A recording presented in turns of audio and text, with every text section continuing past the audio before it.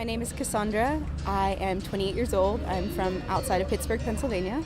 I was raised in a Christian home, moved 21 times before I was 15, had a lot of instability in my life. My family was pretty important to me. I was homeschooled, and so all I knew was my family. My parents hit a rough spot in their life, in their marriage, and that happens. And now that I'm a little bit more grown up, I understand that, but at the time I didn't.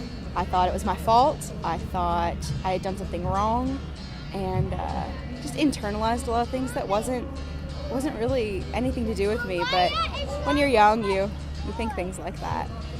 Got really depressed, hit the clinical depression level,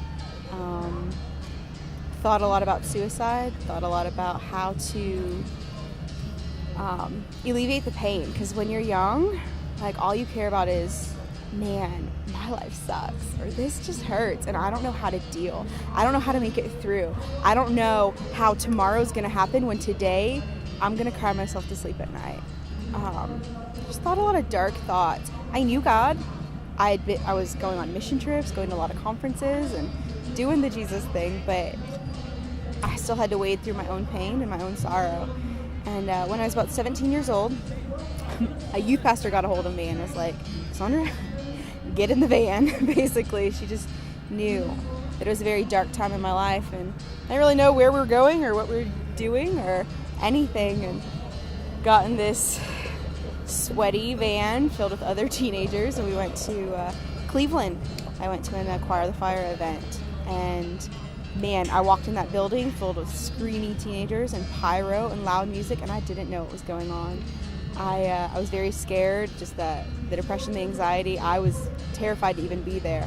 But I remember it got quiet, we worshiped, and I heard God say two things to me. Number one was, "Cassandra, I promise you, by the end of this weekend, you will be able to sing. And number two, that is going to be you in 5 years." I hadn't heard God in months, and to have like hope and have something to live for instead of just how am I going to make it through tomorrow changed everything for me.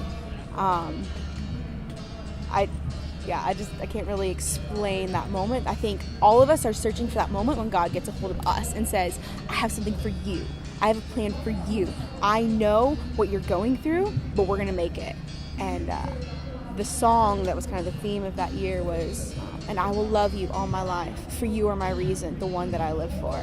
And I realized I had something to live for, that eternity mattered, that now might be rough, but eternity mattered, and it clicked. And I realized that Jesus and I were going to do this thing together. It might be rough, and it was. I bawled my eyes out for another year and a half after that moment. Home was not easy after I went home, but I made it. And it took me to a lot of amazing places. And 5 years and 2 months later to the date, I actually stood on that stage and performed the drama for Acquire the Fire.